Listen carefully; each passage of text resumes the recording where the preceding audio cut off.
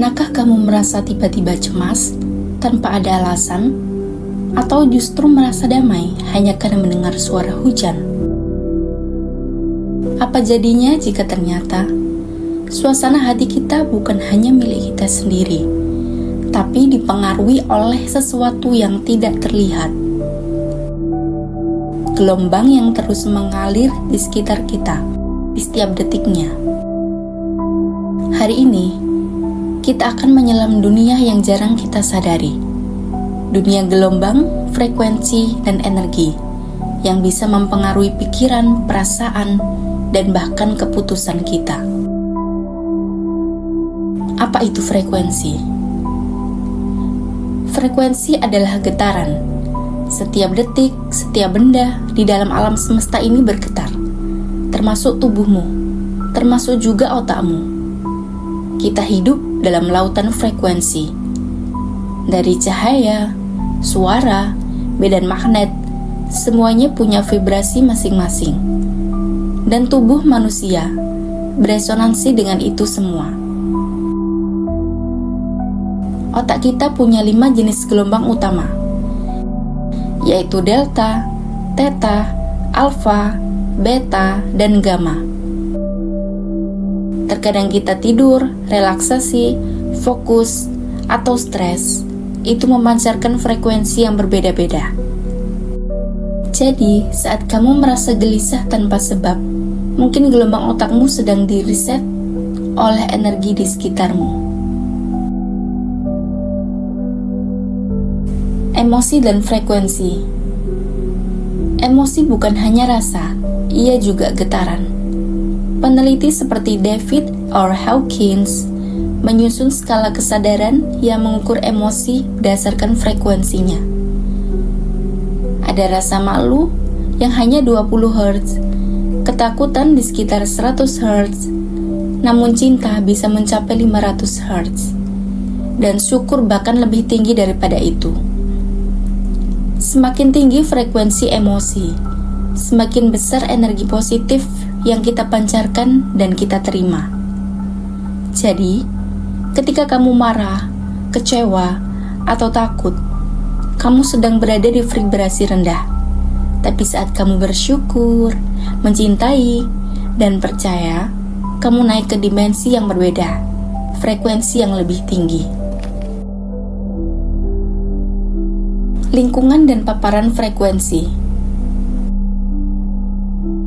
Kita tidak hidup dalam ruang kosong. Kita dikelilingi oleh suara, musik, kebisingan kota, notifikasi digital, dan gelombang elektromagnetik. Semua itu membawa frekuensinya sendiri. Dan tanpa kita sadar, kita menyerapnya setiap hari, setiap saat, setiap detik. Suara alam seperti gemericik air dan angin hutan punya frekuensi harmoni. Sedangkan kebisingan kota, klakson, mesin, sirine memicu gelombang beta dan adrenalin. Inilah kenapa berjalan di alam bisa menenangkan, karena tubuhmu sedang disinkronkan kembali dengan alam. Frekuensi musik. Tahukah kamu, standar musik modern disetel pada 440 Hz. Tapi banyak musisi dan peneliti percaya bahwa 432 Hz justru lebih alami dan lebih menyatu dengan tubuh manusia. Musik 430 Hz disebut lebih lembut, lebih tenang, dan dapat menyeimbangkan tubuh dan pikiran. Bahkan 528 Hz sering dijuluki sebagai frekuensi cinta, dipercaya membantu penyembuhan sel. Saat kamu mendengar musik tertentu dan merasa tenang, bukan hanya karena nada, tapi karena tubuhmu merespon getaran yang dikirim. Pada mulanya, industri musik menggunakan frekuensi 430 Hz yang disebut frekuensi alam semesta. Musik dengan frekuensi ini terasa lebih lembut, lebih menyatu, dan dapat memberikan dampak positif pada tubuh manusia, seperti menurunkan tekanan darah, menenangkan sistem saraf, dan dapat menstabilkan emosi. Namun, sejak tahun 1950-an, industri musik mengubah standar menjadi 440 Hz. Banyak yang percaya ini mengganggu keseimbangan alami, meningkatkan adrenalin, detak jantung, dan membuat emosi tidak stabil.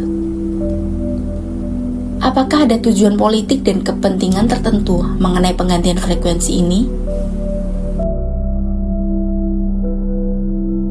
Teori ringan dan konspirasi. Sepanjang sejarah, ada eksperimen rahasia yang mengeksplorasi bagaimana suara dan frekuensi bisa mengendalikan manusia.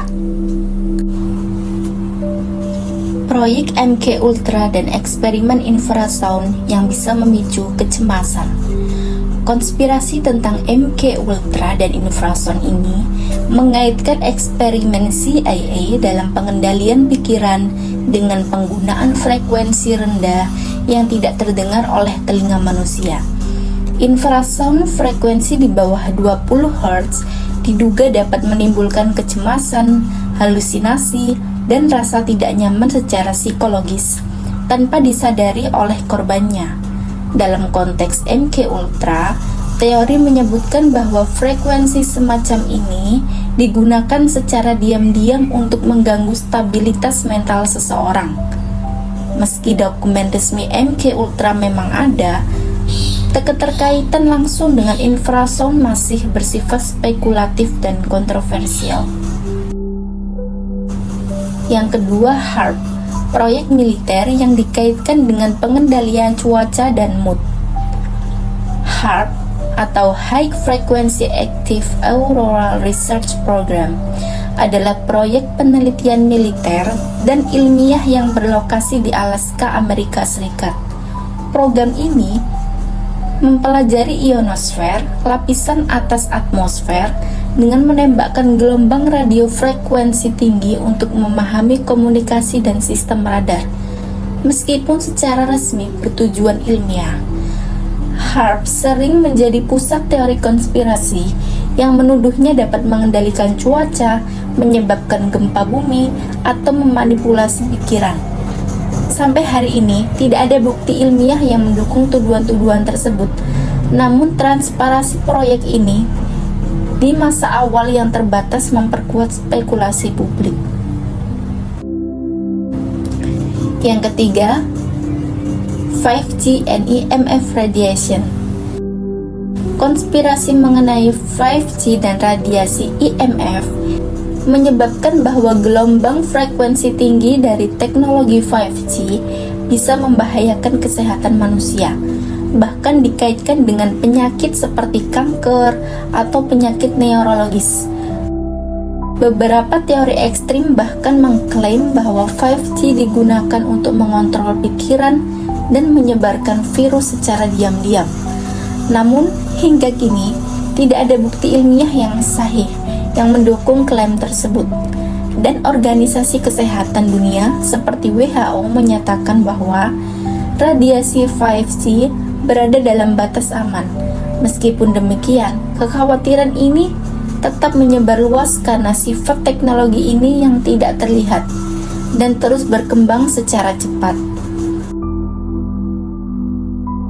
Yang keempat, LRID. Konspirasi tentang LRID atau Long Range Acoustic Device menyebut bahwa alat ini bukan hanya digunakan untuk pengendalian massa atau peringatan jarak jauh, tetapi juga diduga dapat digunakan sebagai senjata sonik tersembunyi yang dapat mempengaruhi emosi, pikiran, bahkan menyebabkan disorientasi atau pingsan. LRID ini memang mampu memancarkan suara dengan volume ekstrim hingga 160 desibel yang bisa menyebabkan rasa sakit dan gangguan pendengaran. Beberapa teori konspirasi mengklaim bahwa teknologi ini telah dipakai secara diam-diam dalam protes atau konflik untuk mengendalikan kerumunan tanpa bekas fisik. Meski penggunaannya terbukti dalam bidang militer dan kepolisian, aspek pengaruh psikologis tersembunyi dari LRID masih menjadi perdebatan. Yang kelima, gelombang Wi-Fi dan 5G.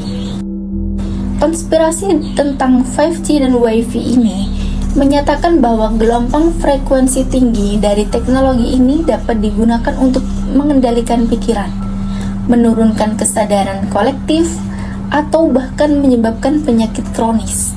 Beberapa penganut teori percaya bahwa paparan terus-menerus terhadap radiasi elektromagnetik dari 5G dan Wi-Fi dapat memicu kecemasan, insomnia, hingga gangguan sistem imun.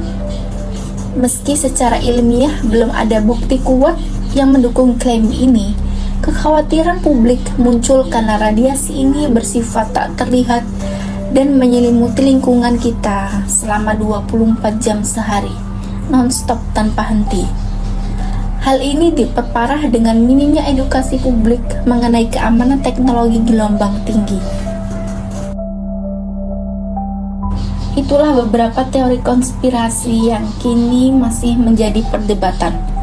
Apakah semua itu kebetulan? Atau ada sesuatu yang sedang dimainkan diam-diam oleh para elit global? Menyelaraskan frekuensi diri. Jika frekuensi luar bisa mempengaruhi kita, berarti kita juga bisa memilih frekuensi untuk menyembuhkan diri. Selain musik, kita bisa menyelaraskan energi melalui meditasi, doa, berjalan di alam, dan detoks digital. Karena pada akhirnya kamu punya kendali. Kamu bisa memilih resonansimu sendiri. Kamu bisa memilih frekuensi mana yang harusnya kamu konsumsi. Kamu bukan hanya tubuh. Kamu adalah energi, kamu adalah gelombang, dan kamu adalah frekuensi. Mungkin selama ini kamu hanya merasa berubah, tapi setelah ini kamu tahu kenapa. Pertanyaannya sekarang, apakah kamu akan tetap hanyut dalam frekuensi dunia atau mulai menciptakan frekuensimu sendiri? Tulis di komentar, frekuensi apa yang paling kamu rasakan dampaknya? Dan jangan lupa subscribe untuk video berikutnya.